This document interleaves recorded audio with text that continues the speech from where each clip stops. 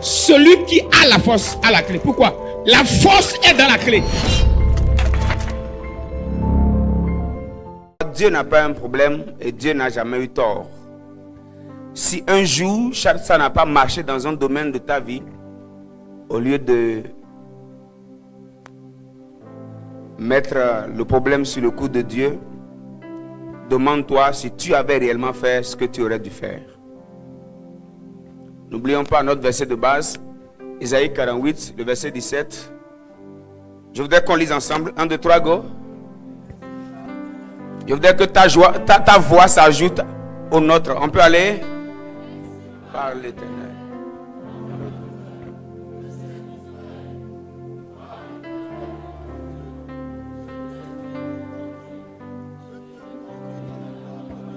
Ok, maintenant on va se personnaliser le verset, d'accord? Hein? On peut aller? On va se personnaliser le verset. 1, 2, 3, go. Ainsi par l'Éternel, mon Rédempteur, le Saint d'Israël. Moi.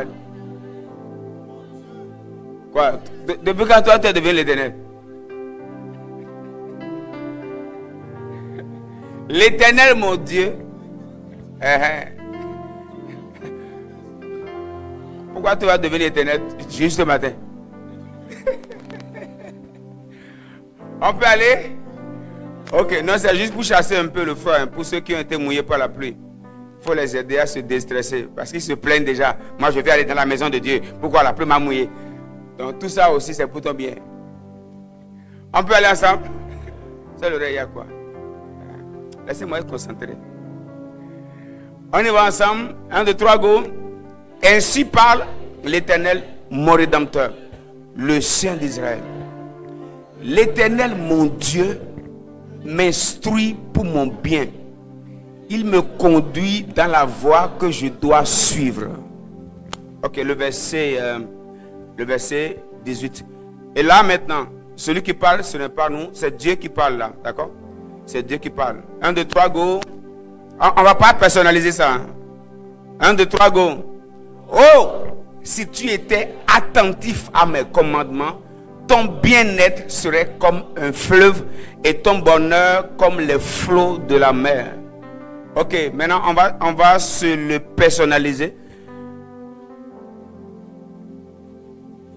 Oh, si j'étais attentif à ces commandements, mon bien-être serait comme un fleuve et mon bonheur comme les flots de la mer. Déjà dans ce verset, on peut comprendre de manière très claire, à partir du 17e verset, le bon désir de Dieu de nous orienter. Il dit, je te conduis, verset 17. Moi, ainsi parle l'Éternel, ton Rédempteur, le Saint d'Israël. Moi, l'Éternel, ton Dieu, je t'instruis pour ton bien. Je t'instruis pour ton bien. C'est pour ton bien que je t'instruis. Je t'instruis pour ton bien. Je te conduis dans la voie que tu dois suivre. Je t'instruis pour ton bien. Je te conduis sur la voie que tu dois suivre. Alors, la direction de Dieu dans notre vie, c'est pour notre bien. Et c'est très important qu'on comprenne ainsi. C'est pour notre bien. Dieu n'a jamais voulu nous conduire pour nous faire du mal. Lorsque Dieu veut nous conduire, c'est sûrement, obligatoirement, pour notre bien. Le verset 18 nous explique comment le ciel est en regret. Lorsque Dieu nous voit nous perdre, lorsqu'il nous voit, au lieu de maximiser nos résultats, Dieu nous voit dans le minimum. Et avec le minimum, on se plaint et on lui retourne encore tout le tort, comme si Dieu nous a oubliés, nous a abandonnés. Ici, il n'a pas été fidèle. Parfois même, lorsqu'on chante que Dieu est fidèle, il y a certains qui refusent de chanter. Il y a d'autres, mais certainement, qui auraient dit cette histoire, il faut quand même qu'on revoie ça. Chanter que Dieu est fidèle là, il faut quand même qu'on revoie ça. Il faut comme un concile et qu'ensemble on réfléchisse encore à ce mot-là. Est-ce qu'il est réellement fidèle? Ou certains même disent Dieu est fidèle juste pour le dire. Hein?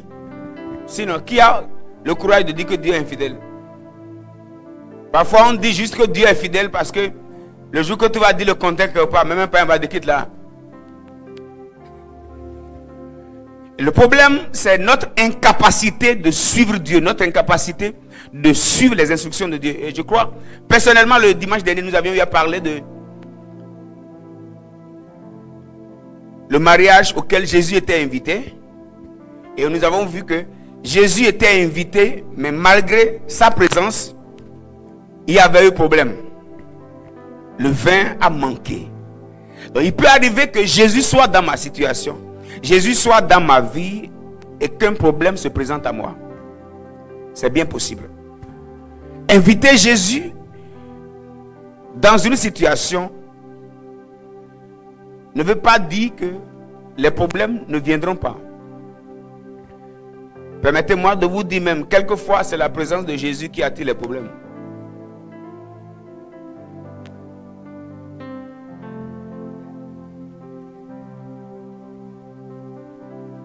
On peut parler ce matin? Parfois, c'est la présence de Jésus qui attire les problèmes.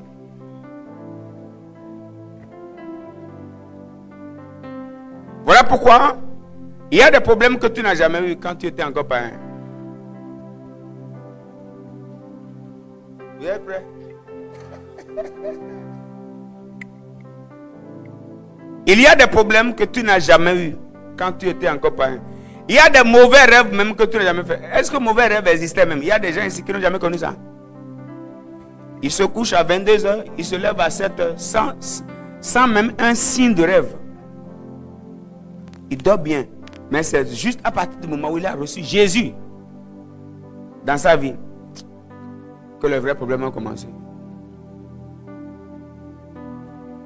Et comprenons simplement que si la présence de Jésus révèle les problèmes ou fait manifester les problèmes, simplement c'est juste parce que Jésus veut nous prouver de quoi il est capable.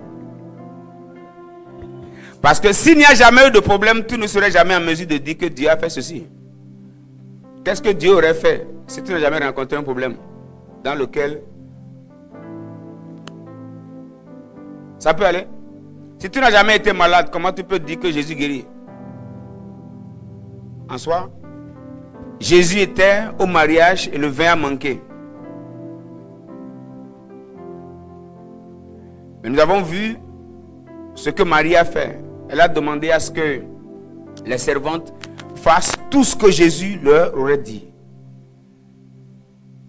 Et ce qui a créé le miracle, ce n'était pas seulement la présence de Jésus, mais c'était leur capacité de suivre tout ce que Jésus leur a dit.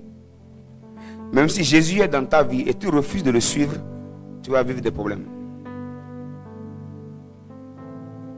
Mais avec Jésus, on peut rencontrer des problèmes. Et si on suit ses instructions, on peut facilement s'en sortir. Amen. Dites avec moi au nom de Jésus: Seigneur, donne-moi la capacité de te suivre au nom de Jésus. Donne-moi la capacité de te suivre. Alors on a compris que dans un monde caractérisé par le chaos,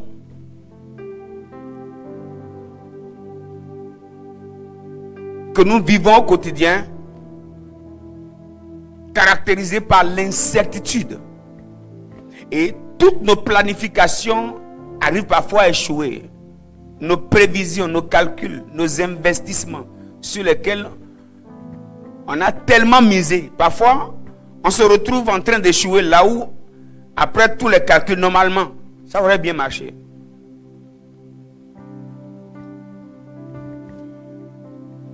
Dans un tel monde, il est important que nous suivions Dieu, pas à pas, pas à pas. C'est très important. Je crois de tout mon cœur qu'en cette saison, personne de nous ne va se perdre. Au nom de Jésus-Christ. Personne ne va se perdre. Alors l'orientation de Dieu apparaît comme une lumière dans nos ténèbres. La voie qui s'illumine lorsqu'on se perd. C'est alors important que nous le suivions. Permettez-moi ce matin de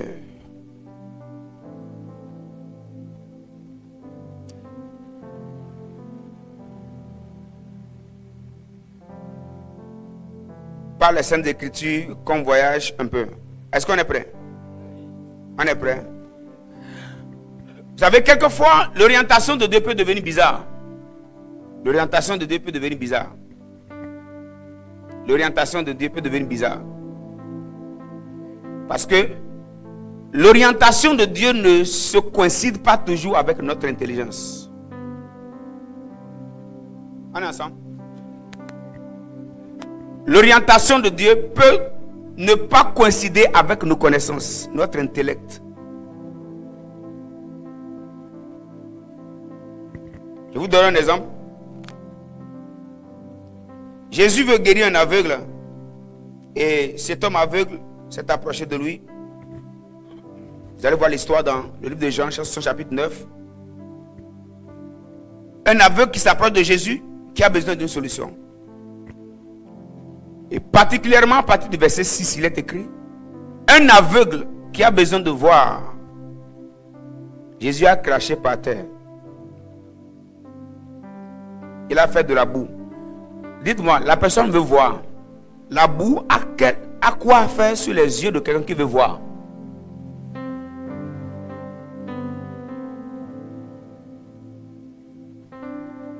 Le monsieur vient pour voir et on lui ferme encore les yeux.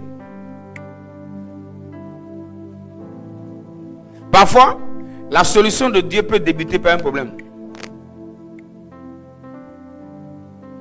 Jésus veut intervenir dans sa vie et il s'assure de bien fermer ses yeux. Avec quoi encore? Avec la boue. Et quelle boue encore? Une boue qui est faite par les salives. Mon frère, toi et moi là, si tu étais là, c'est pas hygiénique. Et il n'a même pas porté gants avant de former. Et il s'abaisse, il fait franc.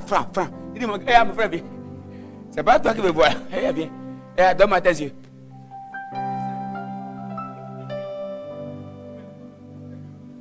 Ouais, il y a des histoires bibliques, il ne faut pas seulement lire. Hein.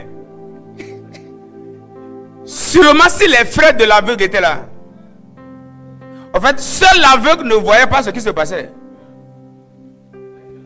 Voilà pourquoi il y a des choses que Dieu veut faire dans ta vie, tu dois faire semblant de ne pas voir.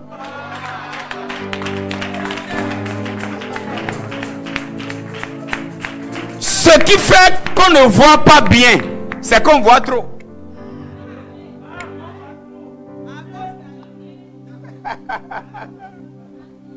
Lorsque Dieu veut t'ouvrir les yeux, parfois il doit s'assurer que tes yeux sont bien fermés.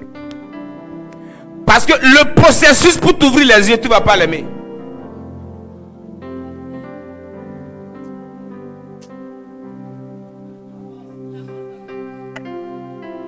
Le processus pour t'ouvrir les yeux, tu ne vas pas l'aimer. Un miracle, mais qui débute par une action non hygiénique. Et c'est pas fini là. C'est pas fini. Il y a des personnes, des lépreux, ou d'autres personnes qui ont du problème de maux de tête ou de maux de ventre, qui s'approchent de Jésus et il leur impose les mains et ils sont guéris sur le champ. D'accord? Maintenant, regardez le problème là. Le monsieur aveugle vient, il lui fait la boue avec sa salive. Il lui ferme, puis il s'assure que ses yeux sont bien fermés. Quel Jésus?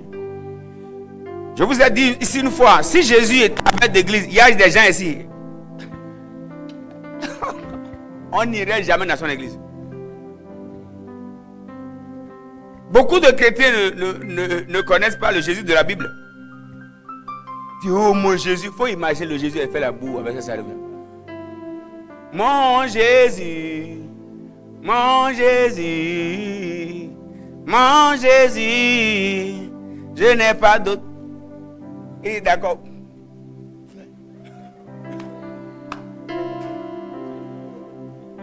Le monsieur certainement avait déjà cherché pour plusieurs solutions.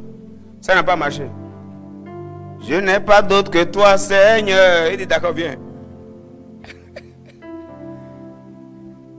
Il crache par terre et il fait une bonne dose de boue. Parce qu'il faut une bonne dose pour bien couvrir le visage. Si la salive n'avait pas suffi, il reprend. Il reprend. Il s'assure que bon, la dose est bonne. Il fait une bonne dose de boue. Il lui bande les yeux avec la salive.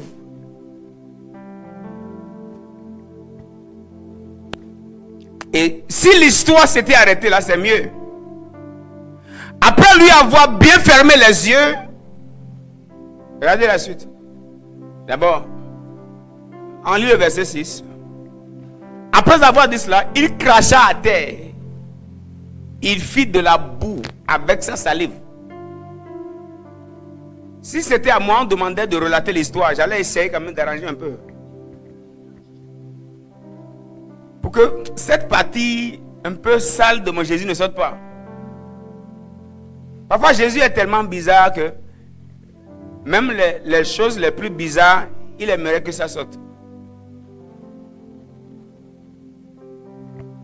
Il fit de la boue avec sa salive, puis il appliqua cette boue sur les yeux de l'aveugle. Le verset 8 maintenant. Voici même la partie à verset 7. Et lui dit, c'est la partie là même qui m'a tellement énervé. Et lui dit, va, lave-toi au réservoir de Siloé. Non, qui signifie envoyer. Selon le monsieur, le réservoir est où?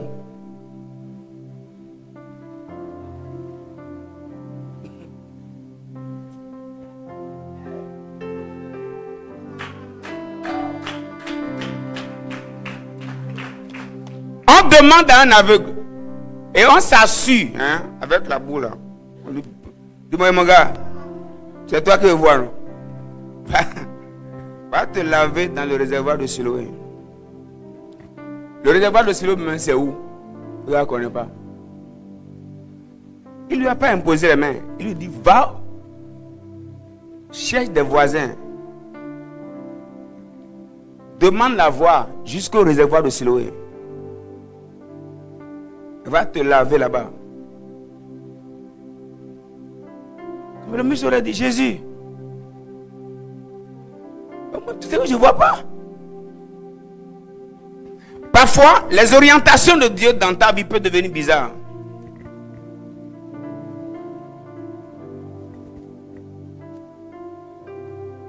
Parfois, le processus pour déclencher ton miracle peut devenir très bizarre. Et ne pas comprendre que Jésus est capable de fonctionner de cette manière te disqualifie pour le miracle. Ce qui fait que nous ne prenons pas souvent les orientations de Dieu, ce n'est pas que Dieu ne nous oriente pas. C'est parce que nous, on veut une orientation taillée sur mesure.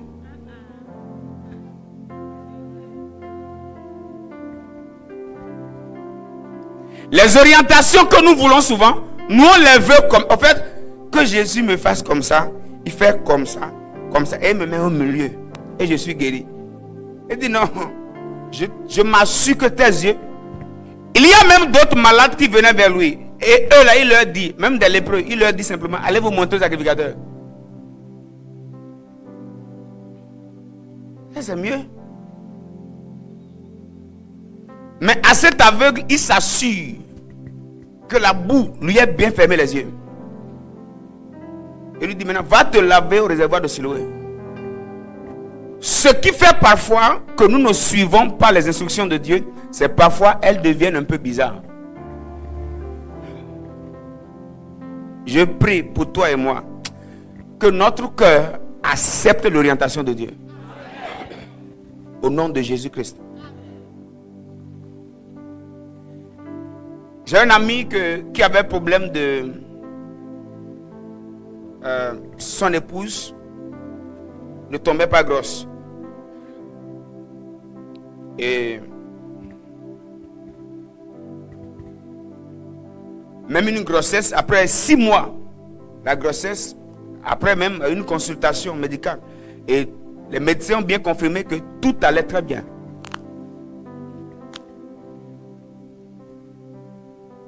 Après 6 mois, la grossesse est partie.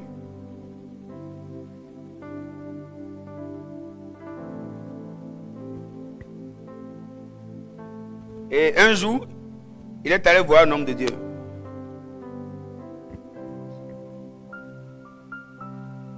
Il est allé voir mon pasteur. Et pendant qu'il priait, il a reçu à l'esprit pour que, madame, pour que tu tombes enceinte, tu rentres à la maison. Et toutes les nuits, pendant 1 heure à 2 heures de temps, tu arranges ton salon. Et tu te couches par terre. Tu roules par terre. Et tu dis, Seigneur, grâce et miséricorde.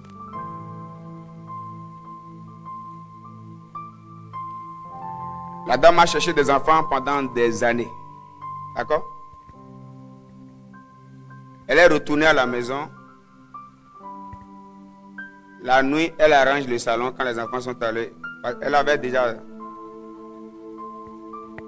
Mais après, d'autres ne venaient pas. Vous me comprenez? Ok. Donc, on arrange toute la maison pour tous ceux qui étaient là. Chacun se retrouve dans sa chambre. Et là, maintenant, elle se couche par terre. Elle commence à rouler partout dans le salon. Grâce et miséricorde. Grâce et miséricorde. Tu roules par terre pendant au moins 1 heure de temps, 2 heures de temps. C'est pas bizarre ça. Et je dois vous dire que c'est dans ce processus que la grossesse est venue. Et la grossesse là est restée jusqu'à l'accouchement. Le problème de beaucoup de nous, nous voulons des orientations esthétiques. Taillées sur mesure. Que ce soit comme ça.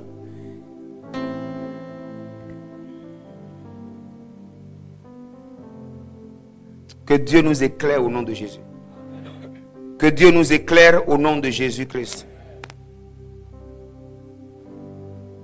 C'est ainsi que dans 2 Rois, chapitre 5, du 1er au 14e verset, on nous relate l'histoire de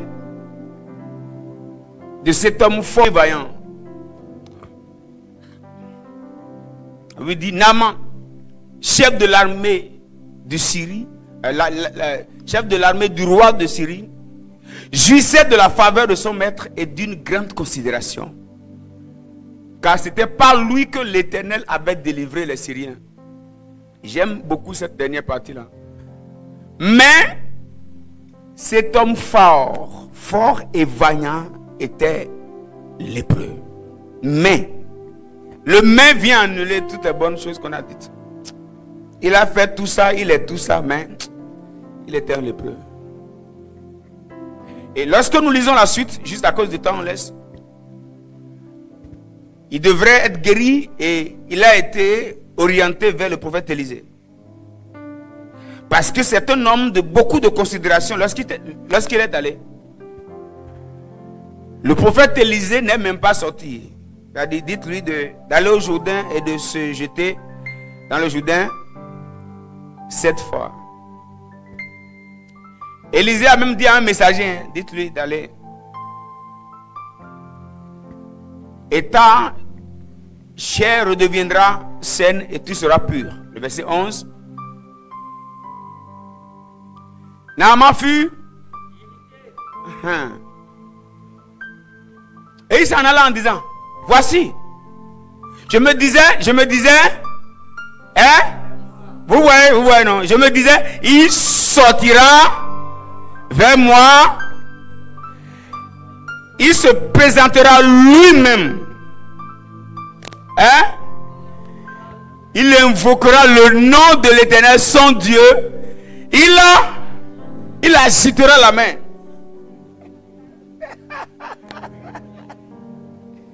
Dit, lui, en quittant sa maison, il avait déjà la planification de comment il serait guéri. Dit, il sortira lui-même. Voici le film. Il se présentera devant moi. Il invoquera l'Éternel son Dieu. Il agitera la main.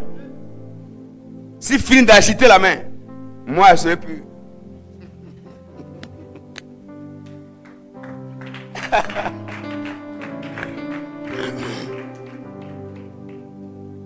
Ce qui l'a énervé, c'est que le processus n'a pas suivi sa planification. Ce n'est pas parfois que Dieu ne t'oriente pas ou Dieu ne nous oriente pas. Notre cœur attend déjà une orientation sur mesure. Il y a certainement quelque chose que Dieu te dit, mais tu n'entends pas parce que la voix de ton cœur crie plus que la voix de Dieu.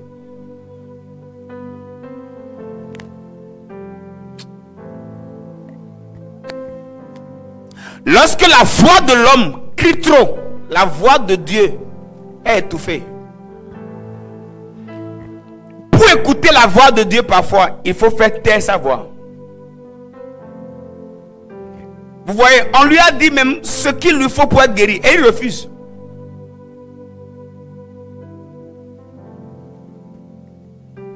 Le verset 12, il décide de rentrer chez lui. Parce que le processus n'a pas suivi lui son plan. Le problème de beaucoup d'enfants de Dieu, nous avons nos plans avant de chercher l'orientation de Dieu. Ce qui fait échouer l'orientation de Dieu, c'est nos plans. Quand l'orientation ne correspond pas à notre plan, on la rejette.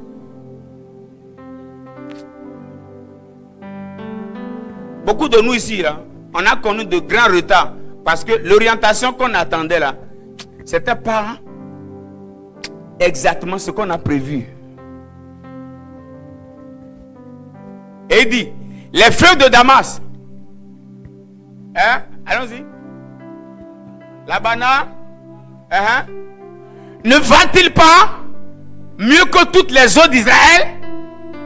A dit, on me demande moi, un général, d'aller me laver dans une eau sale, alors qu'il y a des eaux bien assainies, bien nettoyées, très hygiéniques chez moi là-bas.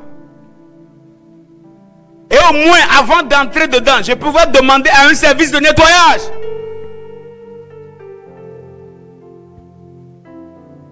Ce qui nous disqualifie parfois à l'orientation de Dieu, c'est notre ego.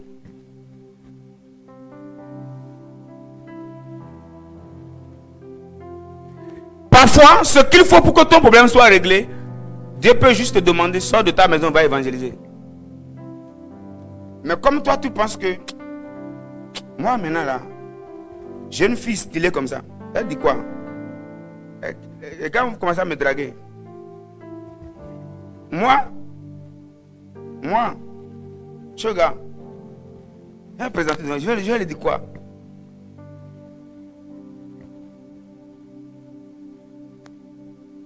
C'est parce que tu es trop stylé que ta vie manque de style.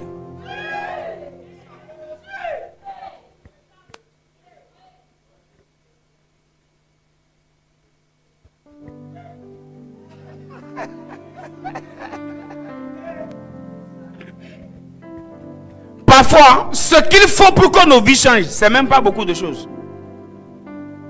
Mais une chose qui n'est pas trop compatible à nos normes.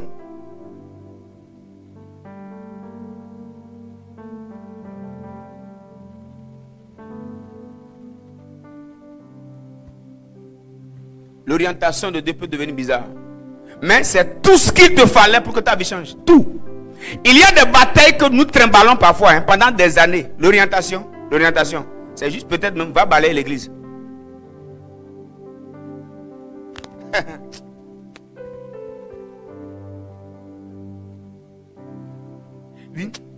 Et peut-être le jour qu'un homme de Dieu te dira fais ceci, va dire j'avais pensé à ça. Au fait, non, c'est pas que tu avais pensé à ça. Tu savais que c'était ça. Mais dans ton cœur là, tu voulais une chose plus stylée. Plus beau, plus classique, plus ordonné, avec de la logistique. Jésus, il fait boule avec sa lèvre. Logistique.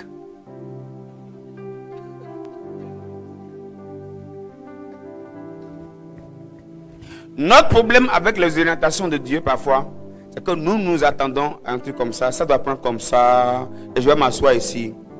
Et Dieu va me lever comme ça. Ainsi de suite, ainsi de suite. Et je vais m'asseoir là-bas. Et le peuple va m'acclamer. Je vais rester un peu là. Je me marie, j'ai 2, 3, 4, 5 enfants. Et après ça, je suis admis à la retraite. Mon gars, si tu veux suivre ça, élève-toi toi-même. Si c'est si simple, vas-y seul.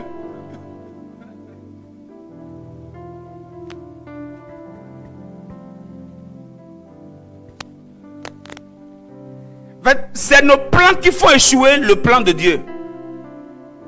Ton plan est trop fort. C'est pourquoi le plan de Dieu n'a pas de place.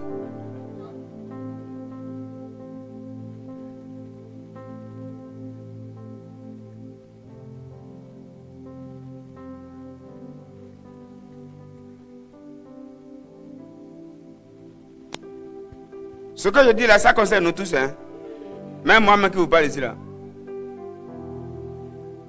Ne considérez pas parfois seulement ce qu'on prêche. Hein? Nous-mêmes là, on est dedans. On a nos plans. Qui parfois crient plus fort que le plan de Dieu. Ah non, c'est à nous tous. Je ne suis pas en train de vous parler. Je nous parle.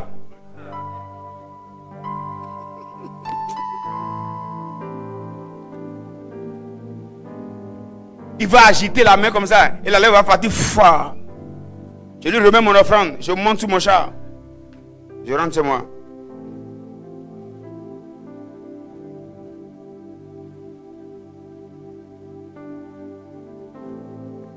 Vous allez voir les versets avant. Élisée dit quoi? Roi, laisse-le venir pour qu'il sache qu'il y a un prophète en Israël. Comme pour dire qu'il découvre qu'il y a un Dieu ici. Donc la manière de découvrir le Dieu d'Israël, c'est qu'il aille se laver.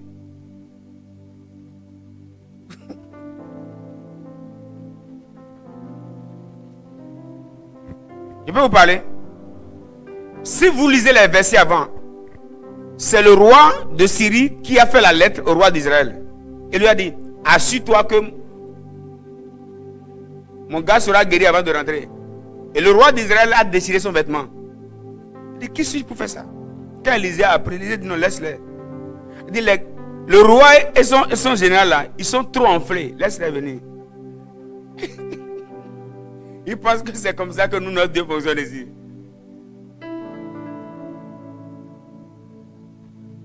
Vous savez, l'orientation de Dieu qui répond aux besoins des orgueilleux, c'est une humiliation.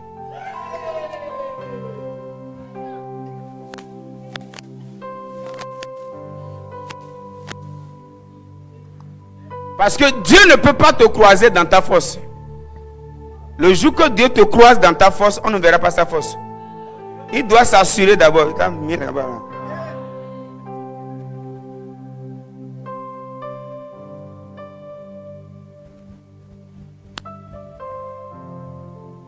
Vous imaginez? Élisée avait fait exactement ce que Naaman attendait dire. Je savais. J'avais déjà dit, si je le crois, il va faire comme ça. Il invoque son Dieu, il fait comme ça. Je suis guéri, paf, je rentre. Je savais. Moi-même, quand même, je sens. Mon intuition ne me trahit pas. Mon intuition ne me trahit pas.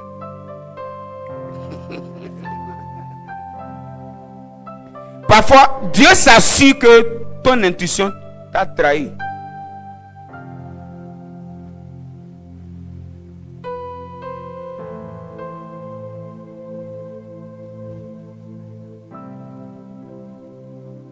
Quand j'écoute des gens qui disent mon intuition, il y a des choses que vous n'avez pas encore croisées. Il y a des choses que vous n'avez pas encore croisées. Vous allez comprendre que le créateur de l'intuition peut embrouiller l'intuition.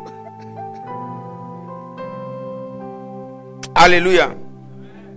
Dites avec moi, Seigneur Jésus, conduis mes pas. Au nom de Jésus. Au nom de Jésus. Au nom de Jésus. Alors descendons maintenant un peu. Avant de parler de 4 à 5 choses rapidement qui peuvent favoriser les orientations de Dieu. Il y a plusieurs, mais je vais juste parler de 4 à 5. Mais avant, dans Josué chapitre 7, à partir du premier verset, on peut voir là comment Dieu, avant le chapitre 16, s'est manifesté. Il a manifesté vraiment sa puissance. Lorsque Josué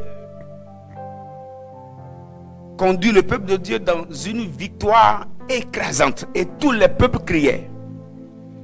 Mais il est important de noter, c'était juste avant,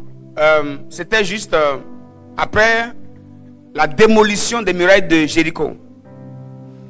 Lorsqu'ils étaient au niveau de la muraille, ils ont consulté l'Éternel. Dites avec moi, consulte l'Éternel. Ils ont consulté l'Éternel et c'est ainsi que Dieu leur a dit, voilà la solution pour renverser les murailles de Jéricho. Ce n'est pas qu'il faut des pioches, il faut des armes, mais il faut faire le tour de la ville, un homme de foi, avoir un vase avec de la lumière et ainsi de suite. Dieu leur a donné une orientation. Dites avec moi, une orientation. Maintenant, remarquez ceci. Après le chapitre 6, après la grande victoire, qui a résonné dans le monde entier, les gens ont crié, c'est quoi ça? Au chapitre 7 maintenant, un dégât a commencé. Quel dégât? Quel dégât? La Bible dit là, les enfants d'Israël ont commis une infidélité au sujet des choses dévouées pas interdites. À quand? Fils de tant. Et à partir du verset 2, vous allez voir, on nous parle de Josué qui a envoyé des hommes vers Haï pour aller explorer Haï afin de voir par quelle manière on peut facilement renverser Haï. D'accord? Maintenant, le verset 3. On y va, 1, 2, 3, go. Il est inutile de faire marcher tout le peuple.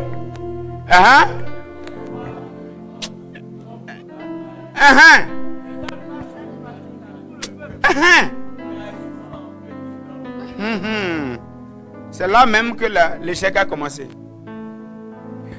Le processus qui a valu la victoire hier, ils l'ont mis à l'écart. Ici maintenant, ils sont habitués au miracle. Ils sont habitués à la victoire. Mais ils ne sont pas habitués à la consultation de l'Éternel. Ce qui a favorisé l'échec ici commence d'abord. Ce n'est pas d'abord par le péché d'Achan. Ils n'ont pas consulté Dieu. C'est les hommes d'inspection qui commencent maintenant à diriger la bataille. Pourquoi? C'est les habitués des miracles. Ce qui fait parfois qu'on échoue, c'est lorsqu'on est habitué au miracle. C'est-à-dire, on a déjà fait ça marcher. On a déjà fait ça marcher. Est-ce qu'il faut encore consulter Dieu pour le faire encore?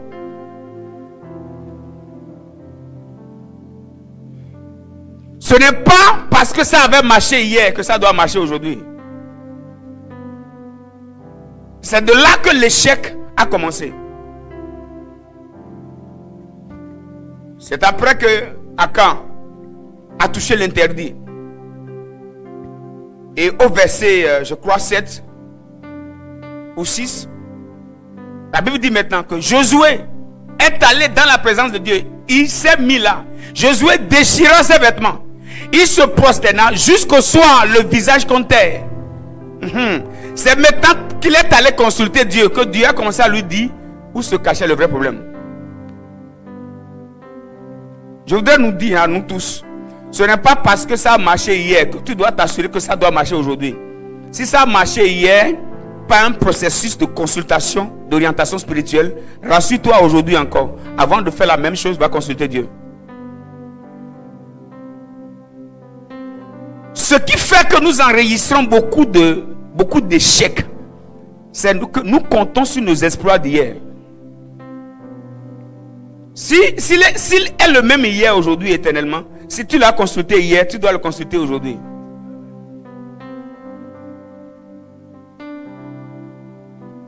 Ce que je vous dis là, c'est un message que Dieu m'a prêché.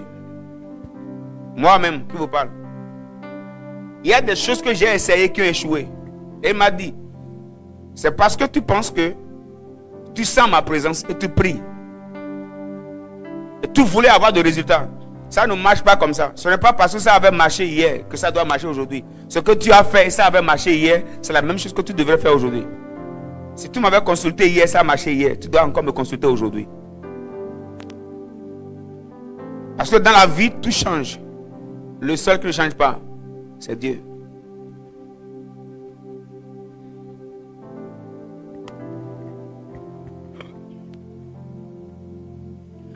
Parlons rapidement de...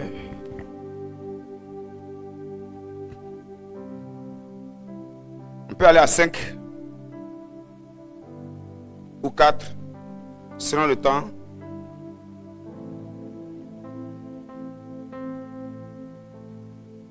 Comment on peut avoir une orientation divine? On peut commencer maintenant? Vous êtes prêts là? Balance ta main. Dis-moi que tu es prêt.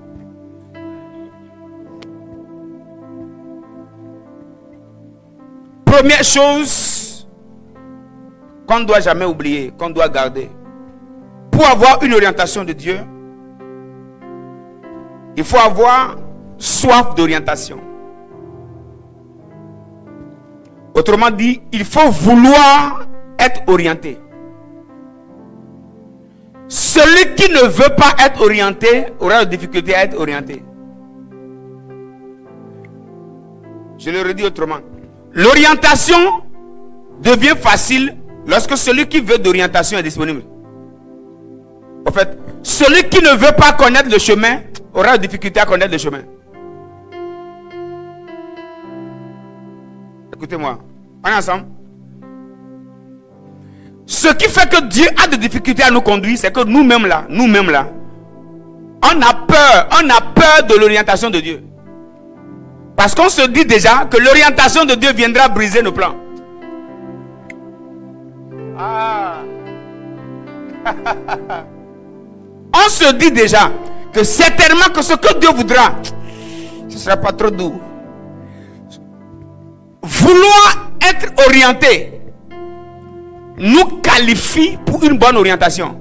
Celui qui ne veut pas être orienté, tu peux lui parler du matin au soir, il ne va pas t'écouter. Voilà pourquoi, vous savez, ceux qui ont des difficultés à être conseillés, c'est ceux qui pensent déjà tout connaître. Celui qui pense déjà tout connaître, tu peux lui parler du matin au soir. Plus tard, va regarder ce qu'il fait. Il fait ce qu'il avait déjà prévu. La difficulté de Dieu, c'est que nous ne voulons pas nous-mêmes être orientés.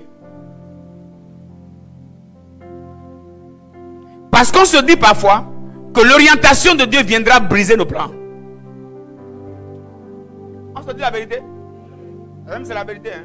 C'est la vérité. C'est très vrai.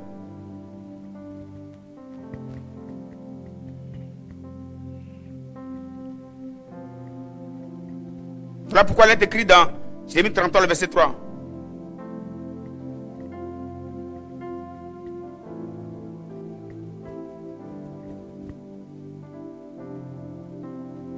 Invoque-moi et je te répondrai. Je t'annoncerai de grandes choses, des choses cachées que tu ne connais pas.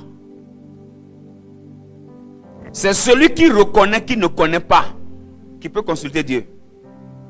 La volonté d'être orienté favorise l'orientation. Celui qui veut connaître la voie a de facilité à suivre l'orientation. Mais celui qui pense déjà connaître la voie, c'est lui qui se perd, même si on lui montre la voie.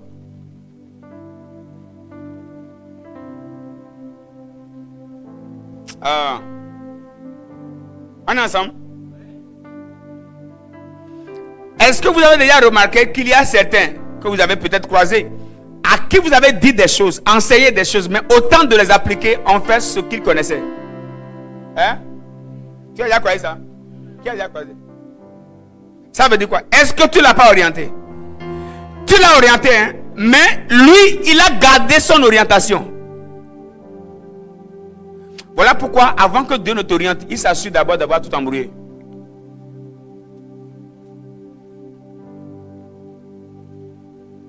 Parfois, la meilleure manière de recevoir ou d'accepter l'orientation de Dieu, c'est quand on est bien perdu.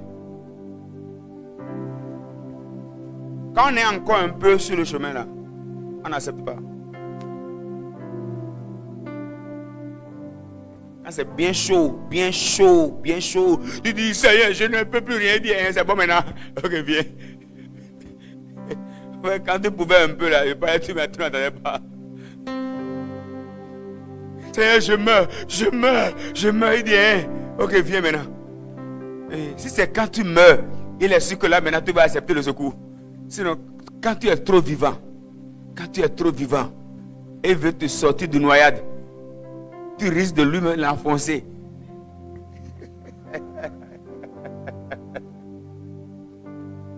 Voilà pourquoi il est conseillé, lorsque vous voulez aider quelqu'un qui se noie, assurez-vous de l'avoir assommé, qu'il soit incapable de se défendre. Là, il perd tous ses sens, il est immobile dans l'eau. Là, on peut l'aider. Dieu, parfois, pour t'aider, il s'assure qu'il t'a assommé. Parce qu'il sait que si tu as encore un peu de force là, tu vas rendre le sauvetage compliqué.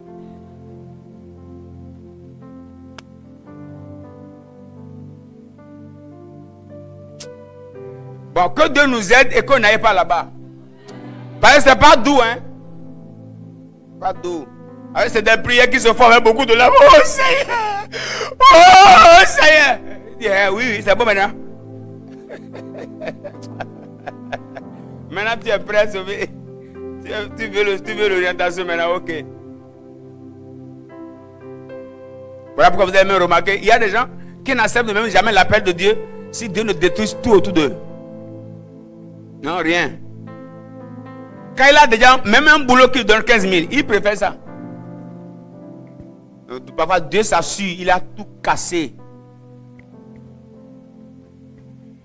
Je sais de quoi je vous parle. Hein? Parce qu'il y a un témoin qui est ici.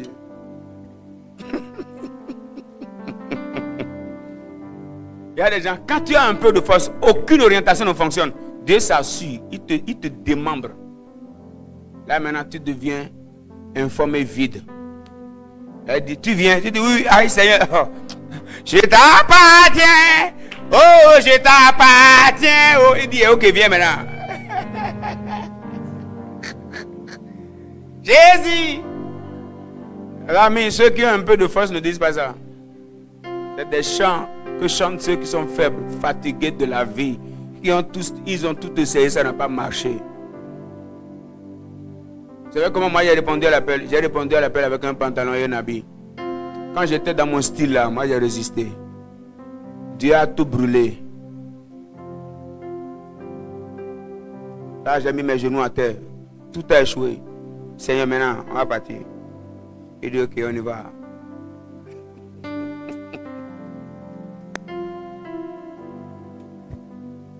Celui qui veut t'orienter facilite l'orientation.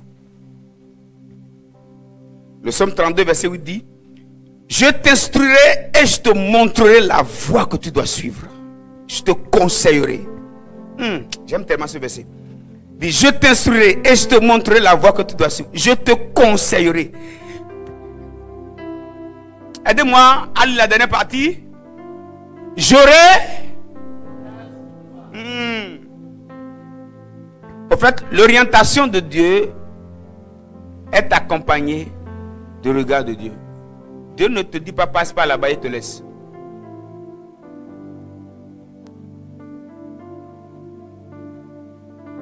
Lorsque Dieu t'oriente, il a ses regards sur toi. C'est-à-dire, il s'engage dans tout ce qui doit se passer sur le chemin de l'orientation. Dieu gère tous les adversaires. Les imprévus, il a ses regards.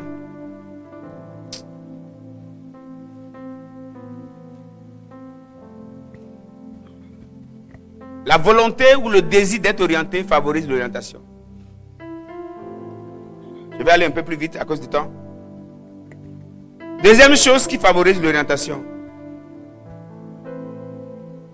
Ou deuxième chose par laquelle Dieu peut nous orienter. Dieu peut nous orienter par sa parole. Dites avec moi sa parole. Dites encore sa parole. C'est très important de savoir que la parole de Dieu est un élément très important par lequel Dieu nous conduit. Il y a plusieurs personnes qui se perdent et pour retrouver la vraie voie de leur destinée. Parfois c'est un seul verset. Tu trouves un verset pendant que tu es perdu. Tu tombes sur un seul verset. Un seul verset. Et le verset là devient la porte du monde spirituel. C'est-à-dire, le verset devient la porte par laquelle tu entres pour te retrouver là où tu devrais te retrouver. Parce qu'un verset biblique est une porte spirituelle.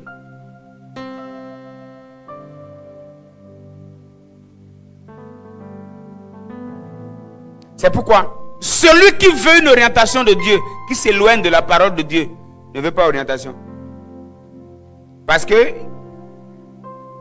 il est écrit quoi? Invoque-moi, je te... Dieu a plusieurs manières de répondre. Il te répond pas sa parole. Maintenant, si tu fuis la parole, tu cherches quoi alors? Celui qui fuit la parole de Dieu ne veut pas d'orientation. C'est parfois la réponse de Dieu peut être un seul verset biblique. Un seul verset.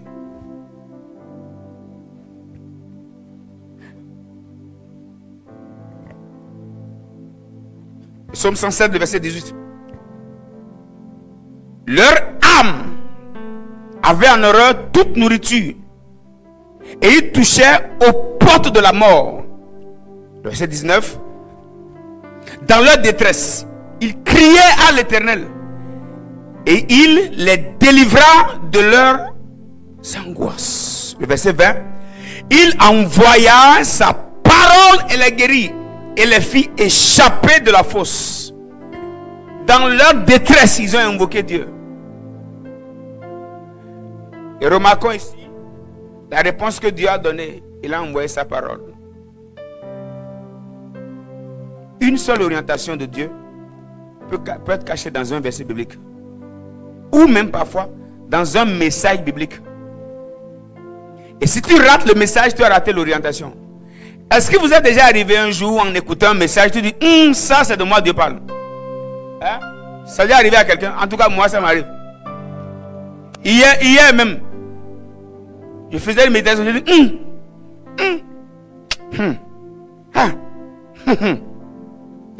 c'est pour ne pas dire, ça là, c'est moi.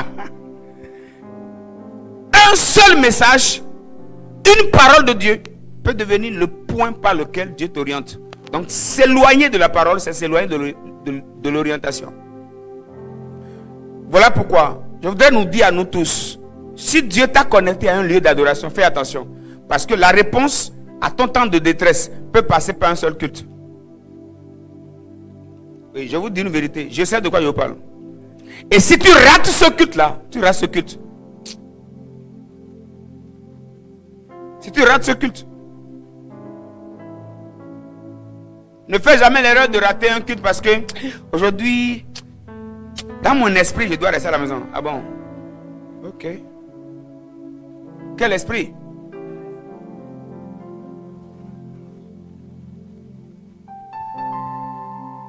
Mon corps, j'ai un sentiment dans mon corps. Parfois, prends ton corps, dis, va à l'église. Va à l'église. Faut t'asseoir. Mon corps, sur le culte aujourd'hui. On acclame le Seigneur. Le corps ne veut pas acclamer.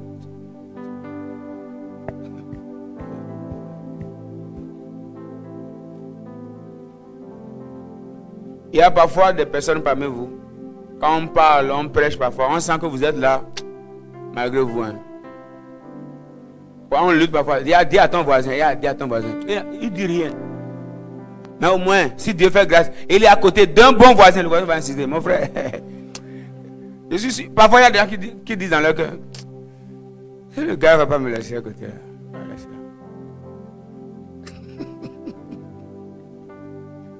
Dieu nous conduit par sa parole. Il nous conduit par sa parole. Le psaume 119, le verset 5. Ta parole est une lampe à mes pieds et une lumière sur mon sentier. La parole de Dieu. Lorsqu'on se paie et on a besoin d'orientation, la parole de Dieu vient dans notre vie comme la lumière. Ta parole est une lumière. La parole est une lumière. Celui qui se paie et qui passe du temps dans la parole peut facilement se retrouver parce que la parole est une lumière. Passer de longs moments en se perdant, disant qu'on n'a pas d'orientation, c'est la preuve que tout est loin de la parole. Sinon, si tu lis la parole, tu prends la parole, tu dis Seigneur, parle-moi aujourd'hui de telle situation, même si tu n'écoutes aucun message et tu ouvres ta Bible, tu vas voir dans la Bible quelque chose. Regarde ton voisin, regarde ton voisin. Demande-lui, est-ce que Dieu te parle? Est-ce qu'il te parle à la maison? Il a répondu quoi? Pas un moment, mais parfois. Maintenant, dis-lui, tu ne peux jamais écouter Dieu lorsque ta Bible est fermée. Dis-lui, fermer la Bible, c'est fermer la bouche de Dieu.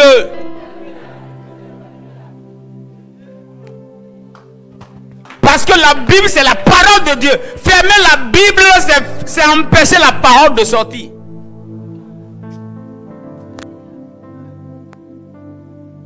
C'est pourquoi Satan n'aime pas que tu médites. Tu auras de facilité à prier. Hein, pour méditer là. Pour méditer la Bible là. Pour méditer. Au fait, parce que Satan sait que ce n'est pas la prière d'abord qui te favorise l'orientation.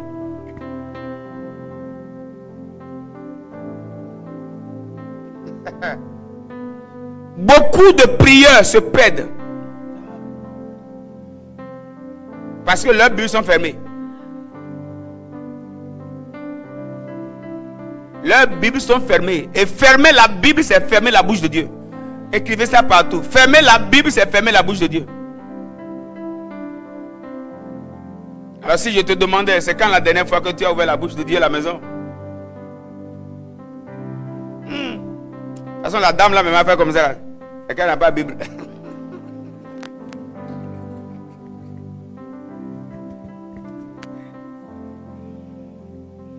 Fermer la Bible, c'est fermer la bouche de Dieu.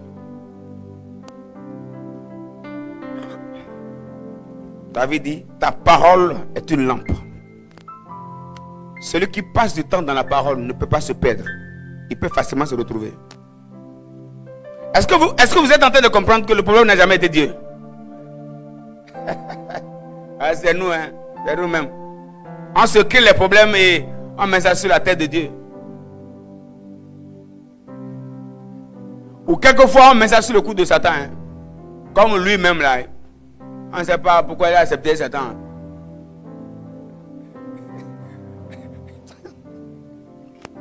Bon, c'est lui-même qui a cherché. 1, 2, et Satan.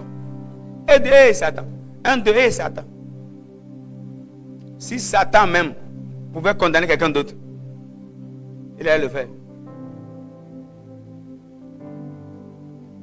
Que Dieu nous aide. On peut avancer? On peut aller à la troisième chose? Ok. Dites avec moi troisième chose. Maintenant, on va parler ici de la prière. Voilà pourquoi avant de parler de la prière, j'ai d'abord parlé de la parole. Parce que la prière n'est pas efficace sans la parole.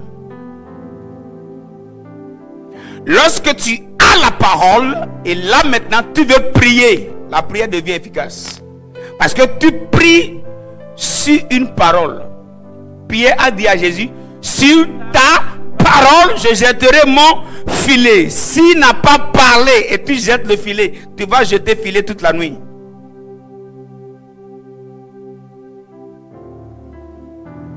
Ce qui fait l'efficacité de la prière, c'est la parole. Maintenant, ici, parlons de la prière. On peut aller? Dites avec moi la prière. La prière. Et je voudrais définir la prière ici comme un instrument de nettoyage. Dites avec moi, instrument de nettoyage. Je veux dire quoi? La prière est un instrument qui assainit l'environnement, qui enlève les débris, les saletés. Celui qui prie a des difficultés à avoir des déchets dans sa vie. La prière assainit sa maison. La prière assainit son travail. C'est ainsi qu'il sera difficile au plan du diable de s'asseoir là où un homme de Dieu prie. Là où un homme de Dieu ou bien un enfant de Dieu prie. Un homme de Dieu, vous êtes aussi homme de Dieu quand même. Madame les femmes de Dieu, comment vous allez? On a dit juste femme de Dieu, tu as peur.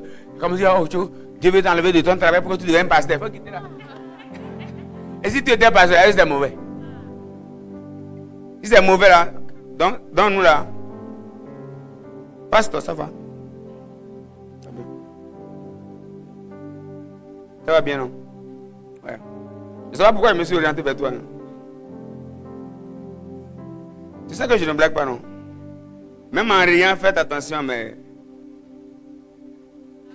Tu sais que tu dois servir Dieu. On t'a déjà dit ça? Ah, je t'avais dit ça. Il ne faut jamais rester loin de la Bible. D'accord? Et Dieu va beaucoup t'utiliser. Pardon, on n'a qu'à continuer l'histoire là.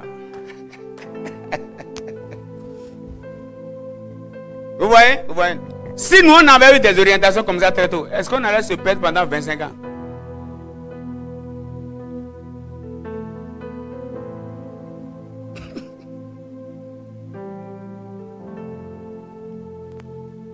Voilà pourquoi, si vous êtes dans cet environnement, vous vous perdez. Vous vous perdez. On va louer de chicottes aux anges. On va louer. On leur dit, il faut les darba comme ça.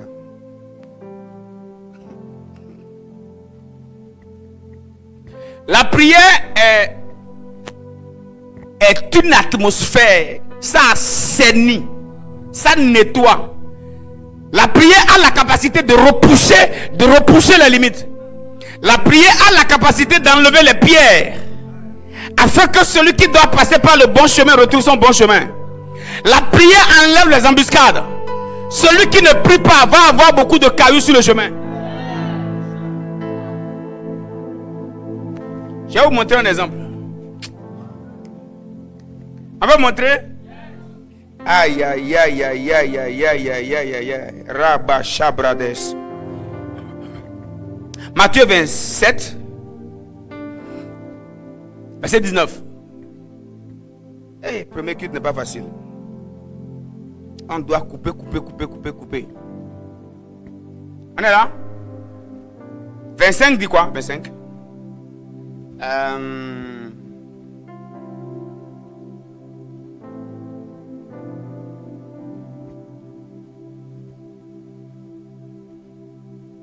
Ok. Aïe. Et voilà. Le verset 25 là, ça.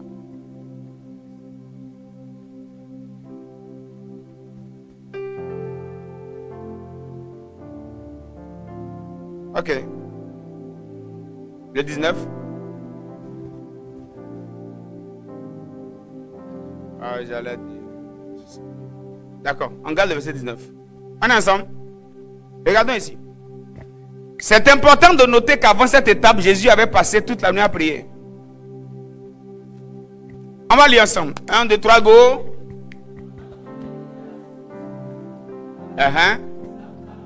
Ok, attendez. Allons au verset 18 pour mieux comprendre ce qui s'est passé là.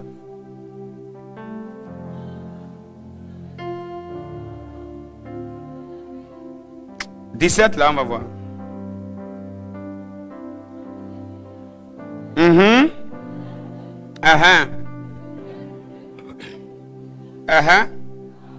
Barabbas ou Jésus, qu'on appelle Christ. Car il savait, on y va, que c'était pas en vie qu'ils avaient livré Jésus. Le verset 19 maintenant. Pendant qu'il était assis sur le... Vous voyez donc, ici maintenant, il voulait juger Jésus ou condamner Jésus.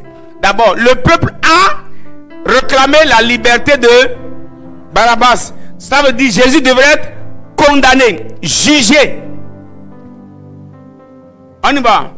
Pendant qu'il était assis sur le tribunal, sa femme lui fit dire qu'il n'est rien entre toi et ce juste. Car aujourd'hui j'ai beaucoup souffert en songe à cause de lui.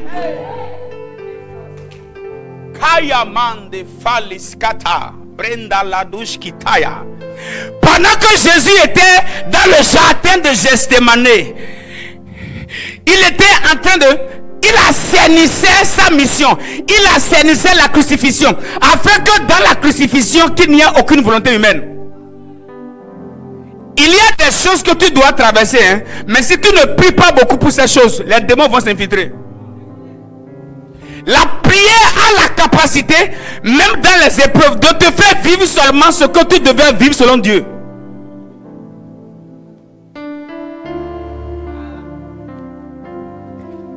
ne pries pas beaucoup, un plan de Satan va entrer dans le plan. Ok, dans ce verset, on peut comprendre que il y a comme des anges qui sont allés, qui ont menacé la dame. Certainement parce que la dame là allait apporter une mauvaise parole au jugement. Et les anges lui ont pris pour dire, si aujourd'hui là, généralement quand il y a jugement ici au tribunal, ce que tu apportes là c'est bizarre, mais si ta bouche entre dans cette histoire, ta voix, peut-être elle se disait, quoi, moi, ce que je dis, c'est ce que mon mari fait. Les anges ont dit d'accord. C'est ça qu'on va voir aujourd'hui. Et comme sa bouche parlait beaucoup, certainement il y a eu bagarre. Les anges l'ont frappé. Ils l'ont gardé comme ça pour dire, bon, donc tu vas rendre le jugement de Jésus difficile, c'est ça? Parce qu'elle a souffert dans le songe. Elle a reconnu que voici celui à cause de qui ma nuit a été menacée. Mon mari, pardon. Si tu t'aimes, si tu m'aimes, faut pas mettre ta bouche dans l'histoire de ce monsieur. La prière a la capacité de mettre chacun à sa place. Non, tu n'as pas entendu. La prière a la capacité de mettre chacun à sa place et chaque chose à sa place. Celui qui prie a la capacité de vivre le plan de Dieu. Il peut facilement retrouver son orientation. Les embuscades seront enlevées. L'homme de la prière se perd difficilement.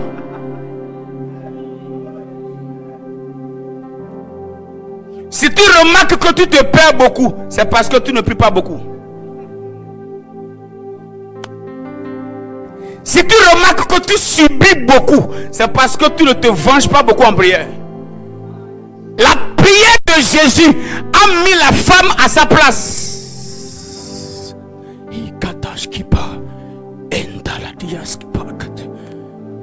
Même lorsque tu n'as pas envie de prier, tu ne sais pas, en esprit, il peut y avoir la femme de Pilate quelque part qui attend un temps mauvais pour mettre sa bouche dans ton affaire.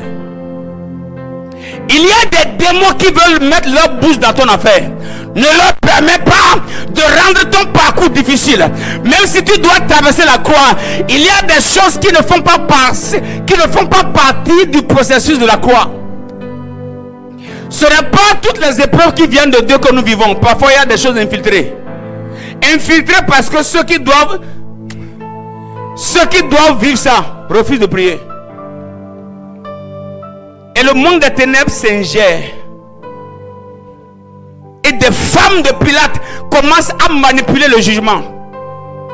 Et tu souffres et tu vas dire que c'est encore Dieu. Ce n'est pas Dieu, c'est manque de prière qui a donné le pouvoir à la femme de Pilate. Si la femme là n'était pas menacée, elle n'avait pas, elle dit, car aujourd'hui j'ai beaucoup. Hey. Celui qui prie beaucoup va faire souffrir, va faire beaucoup.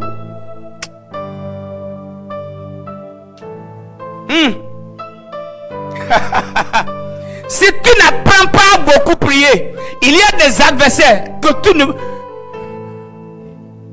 Ta prière fait souffrir ceux qui veulent te rendre la vie compliquée. Ceux qui veulent me faire souffrir, ma prière les fait souffrir. Est-ce qu'il y a un bon poète dans la salle? La prière, celui qui prie beaucoup a la capacité de mettre beaucoup d'ordre dans sa vie. Car la prière est un système qui met d'ordre dans les choses. Si tu refuses de beaucoup prier, tu vas beaucoup souffrir. C'est beaucoup souffrir. Souffrir, merci. Tu as souffert. Tu vas croire que c'est Dieu. C'est pas Dieu. C'est pas toi qui n'as pas prié. Il y a des femmes de Pilate qui ne devraient même pas te maltraiter. Hein. C'est parce que tu ne pries pas beaucoup que tu as laissé l'atmosphère libre. Je parle à quelqu'un. Il y a des femmes de Pilate, il y a des démons qu'on appelle femmes de Pilate qui ne devraient même pas embrouiller ton foyer. Hein. Il y a des démons femmes de Pilate qui ne devraient même pas détruire ton travail. Hein. C'est parce que tu dors trop, hein. Est-ce que je parle à un Jésus? Va dans le jardin de Gethsémane et va rendre le bon sapin. Pendant que tu élèves ta vie de prière, tu es en train de mettre chacun à sa place.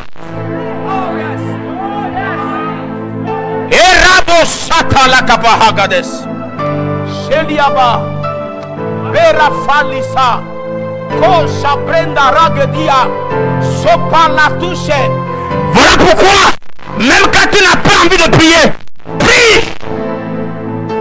Jésus, pendant qu'il prie, peut-être il ne savait pas qu'il y avait une menace entre le monde spirituel et la femme de Pilate serait menacée. Il y a des choses qu'on doit vivre, mais si on ne prie pas beaucoup, on va vivre plus. C'est-à-dire, il y a des malheurs, il y a des croix qu'on doit porter. Mais si tu ne fais pas attention, le monde des ténèbres va ajouter le poids de la croix.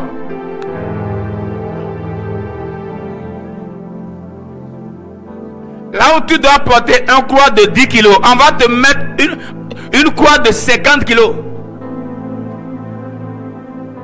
Ce n'est pas tout ce qu'on doit vivre que nous vivons. Nous vivons ce qu'on ne doit pas vivre parce que nous laissons l'atmosphère libre. Et n'importe qui entre dedans. Le sorcier de la famille, il se souvient de toi, il entre dedans. Le sorcier du quartier, il se souvient de toi, il entre dedans. Et chacun apporte son poids sur le poids que tu portes. Je déclare et je décrète par le mandat dont je suis revêtu. S'il y a quelqu'un dans la salle qui porte un poids illégal, que le poids te soit enlevé. Que le poids te soit enlevé. Que le poids te soit enlevé. Que le poids te soit enlevé. Asakala kabaragadiska. Satala pandele heskiato. Ikaya. Il y a des démons qui mettent la main sur ton argent. C'est pas Dieu. Manque de prière. Laisse la porte de tes finances ouverte. N'importe qui peut entrer et faire ce qu'il veut. C'est la prière qui met la femme de Pilate à sa place.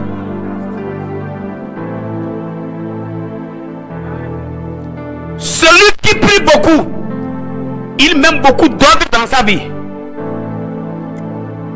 Voilà pourquoi si tu n'as rien à faire, tu dois avoir le temps de faire quelque chose. Écoutez-moi bien. Si tu te réveilles une nuit et tu n'as pas sommeil, peut-être la femme de Pilate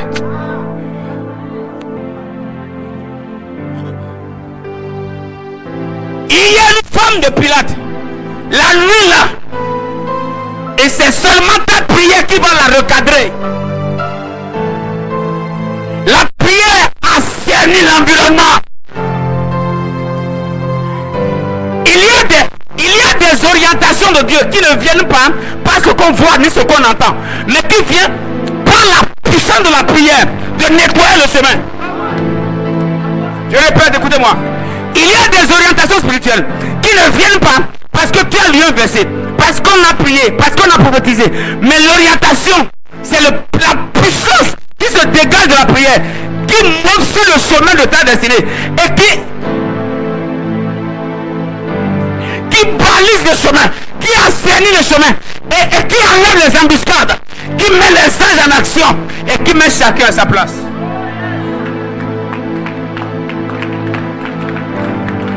Si Jésus n'avait pas prié la nuit là, la femme de Pilate allait aider le jugement à sa manière.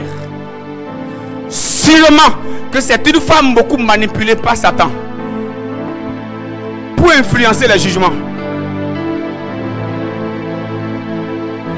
En esprit, elle a été convoquée et on lui a dit, si tu fais l'erreur d'entrer dans le jugement d'aujourd'hui là,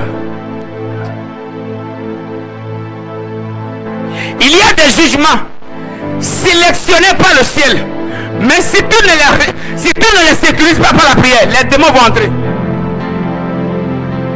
Les démons vont entrer. Les démons vont entrer. Les démons vont entrer. Il y a des situations que selon Dieu tu dois vivre, d'accord? Mais si tu ne pries pas beaucoup, les démons vont mettre plus de poids dedans.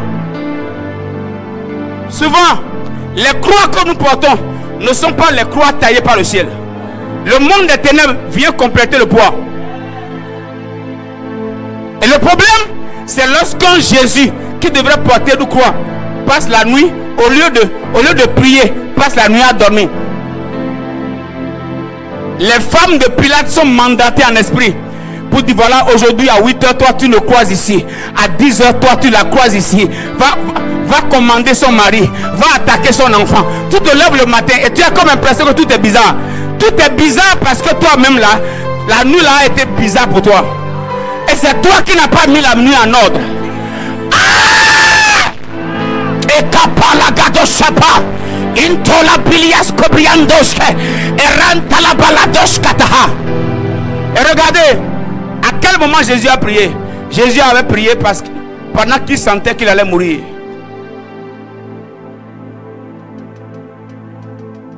Il priait pour mourir de la bonne manière. Il priait pour sécuriser sa mort. Pour que la mort ne soit pas infiltrée, manipulée. C'est-à-dire que les souffrances qu'il allait vivre. C'est-à-dire quoi? Vous savez, la Bible a dit qu'on n'allait pas briser ses os. Si Jésus ne priait pas, les soldats ont brisé les os des autres.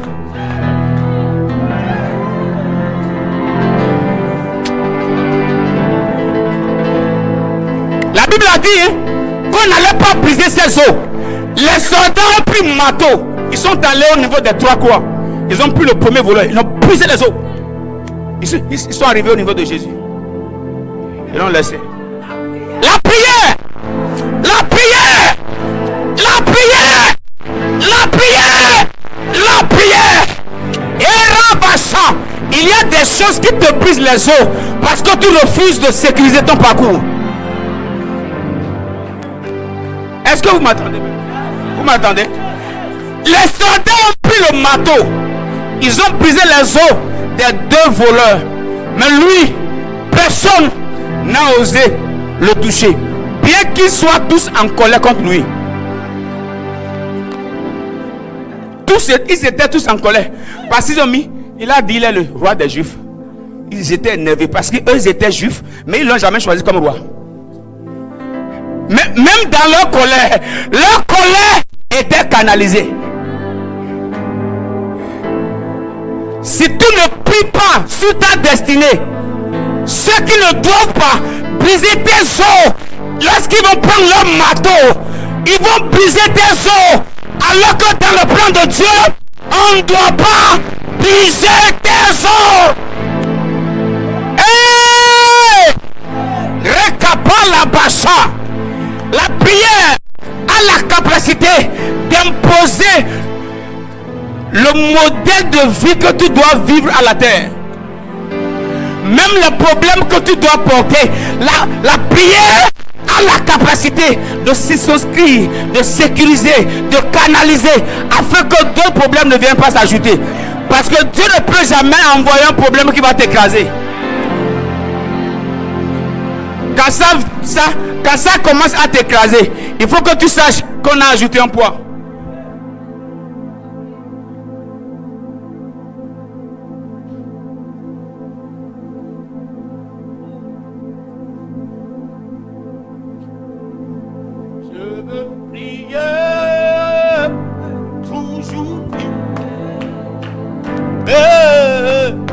On y va. Je veux prier.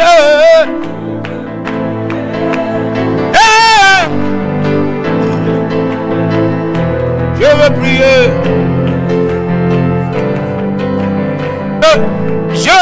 Faut chanter là. Ikapala toba shata. Embracete kebrakatoha.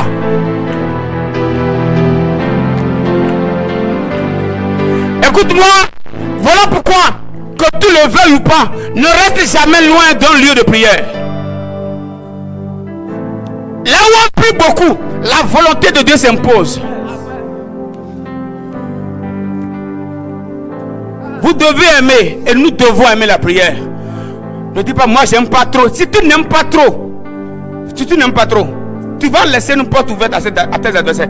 Lorsqu'ils vont prendre le marteau, ils vont briser tout le monde. Alors que dans le plan de Dieu, toi tu devrais faire l'exception. La prière, c'est la prière qui protège l'homme d'exception.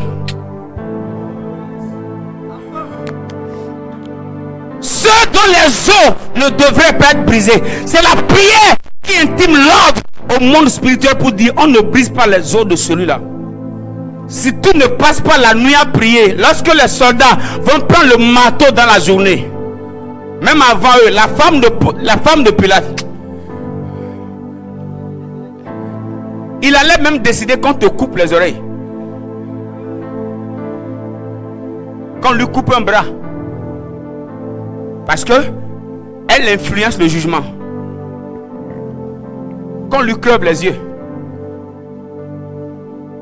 Enlevez-lui les yeux pour voir si ses yeux aussi peuvent sortir.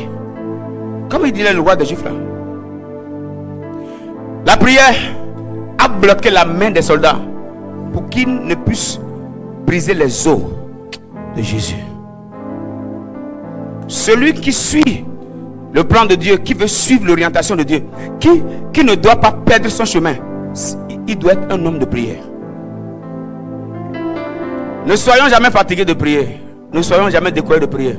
Jésus avait beaucoup prié quand il n'avait pas envie de prier. La bonne prière commence lorsqu'on n'a pas envie de prier. Je peux parler?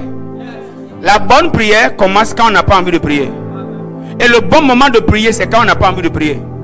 Et la grande prière commence quand tu es fatigué de prier.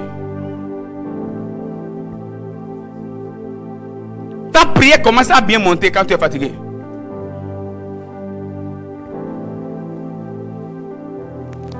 Ça devient une prière sacrificielle. La prière qui est faite quand tu n'as plus envie de prier, quand tu es fatigué de prier, ça devient une prière qui a de puissance. Parce que celui qui jeûne quand il n'a pas faim, son jeûne n'est pas puissant. Celui qui jeûne parce qu'il est en galère, ce n'est pas un bon jeûne. Le vrai jeûne, c'est quand tu as l'argent, tu as la nourriture.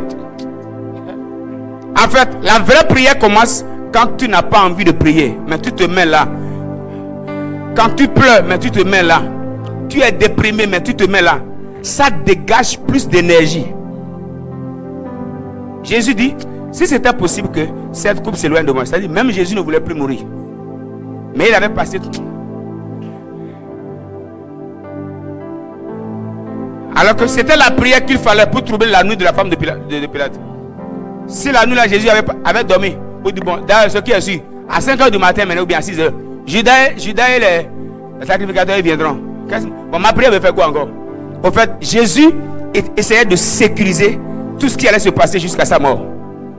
Parce que s'il ne sécurisait pas, si les gars le prennent le matin, il attendait il y a longtemps. Il y a des adversaires qui t'attendent depuis. Pardon. Ne leur donne pas le droit. Ne leur donne.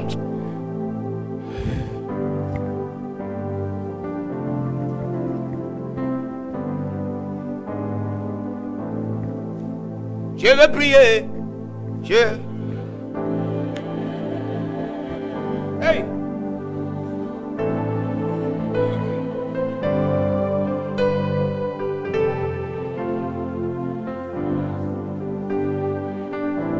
Tu as fait cette prière avec moi. Seigneur, je ne veux plus me perdre. Cette année-là, je ne veux pas que cette année, je ne veux pas parler de cette année comme les autres années.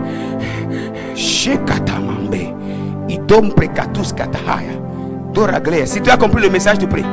Lorando Shkaparadesquiato. Isoprateka. Yenda cobra de shateka.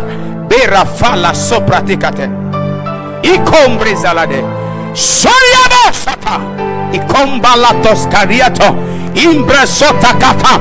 Embabalado sateli. Iko pakatusadia ananananusaduriu iko pakaduse ekadakuso koparakato esarakata embrasota embraduzalakato.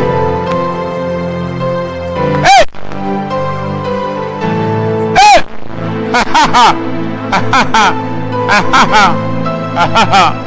Jebratelegadasque.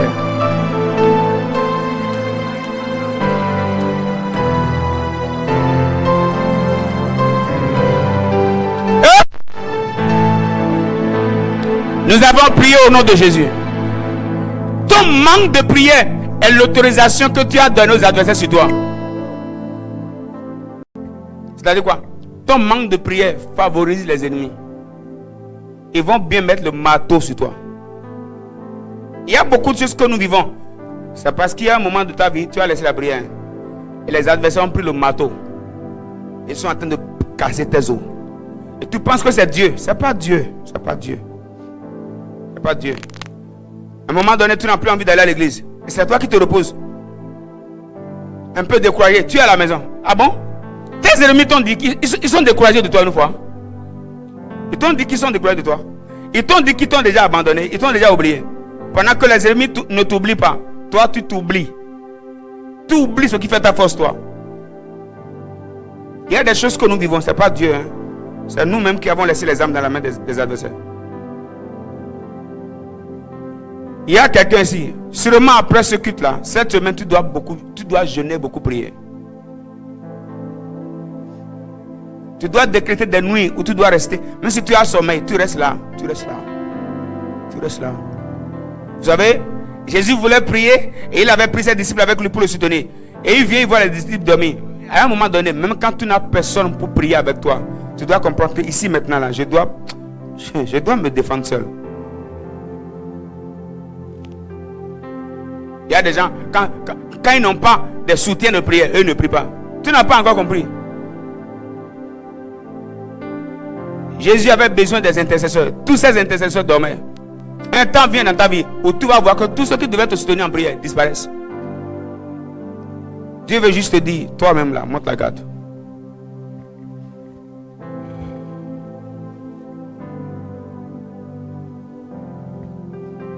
Nous te prions ce matin de nous aider. Nous ne voulons pas nous perdre et nous ne voulons pas vivre des choses contraires à ta volonté. Donne-nous le cœur assoiffé d'être orienté. Donne-nous d'aimer ta parole et donne-nous d'aimer la prière. S'il te plaît, Saint-Esprit, aide-nous. Par ce message que tu réveilles dans cette église, la soif de te chercher, la soif de passer du temps avec toi, la rage de la prière. Ayakatakapa, agadeskiliato. Shenda, que celui qui ne prie plus, que l'esprit de la prière l'anime. Shata kobre hazata koila fika sutu kambrete lasha ika iskopa latako palia koa shiaka koshikata.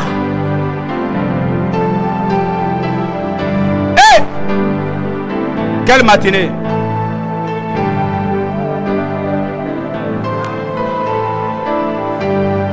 Il y a quelqu'un ici. Après ce culte, tu dois décréter tes temps de jeûne prière personnel. N'attends pas qu'on programme à l'église.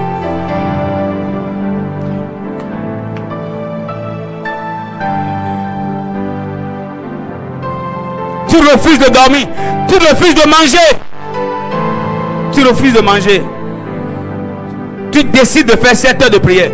Même si tu es fatigué, tu continues. Tu décides de faire 10 heures. Même si tu es fatigué, tu continues. Tu restes debout. Même si tu somnoles, tu commences à marcher à pied. Sors de la maison, viens dehors, commence à marcher. Expose-toi à la rosée. Entre dans les rues. Va recopo. Saya.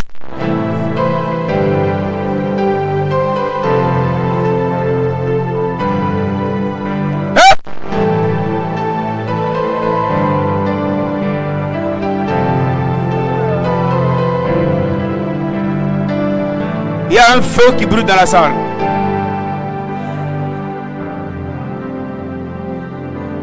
Merci Seigneur. Au nom de Jésus. Amen. Ça t'a béni ce matin. Acclame Jésus, on va avancer. Ah, yakata. C'est à cause du temps que j'ai stoppé. Hein. Je sens l'envie de...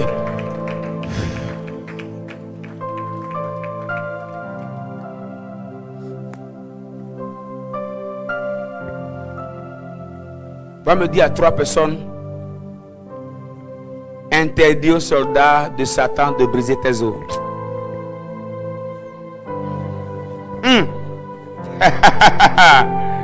Aïe aïe aïe.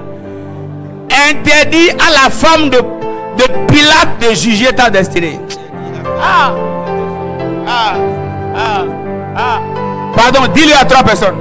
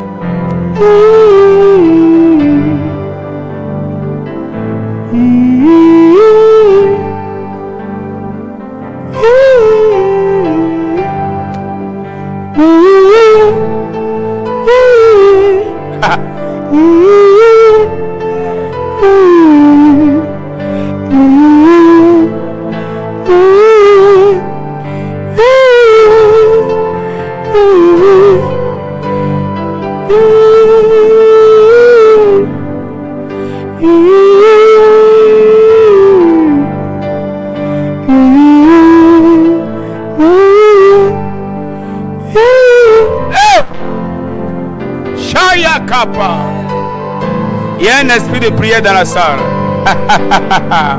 Hey! Maloshada Kayanda. Katobo Shabrandes. Alléluia. On va s'arrêter.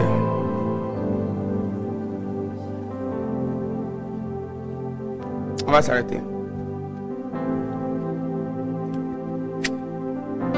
J'avais voulu finir les 5 points. Dimanche prochain, on va finir.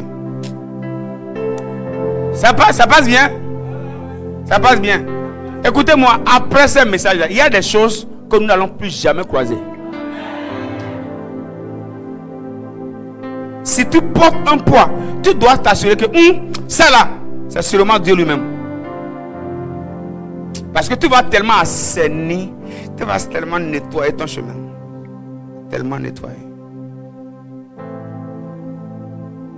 Il y a des gens, même lorsqu'ils te saluent pour te faire du bien, ils vont sentir que non, lui là, il n'est pas comme les autres. On ne gère pas son dossier comme on gère les dossiers des autres. Je prie que dans ta famille, dans ta belle famille, dans ton quartier, que ton dossier soit un dossier verrouillé. Amen. Au nom de Jésus. Si tu as été béni, acclame Jésus.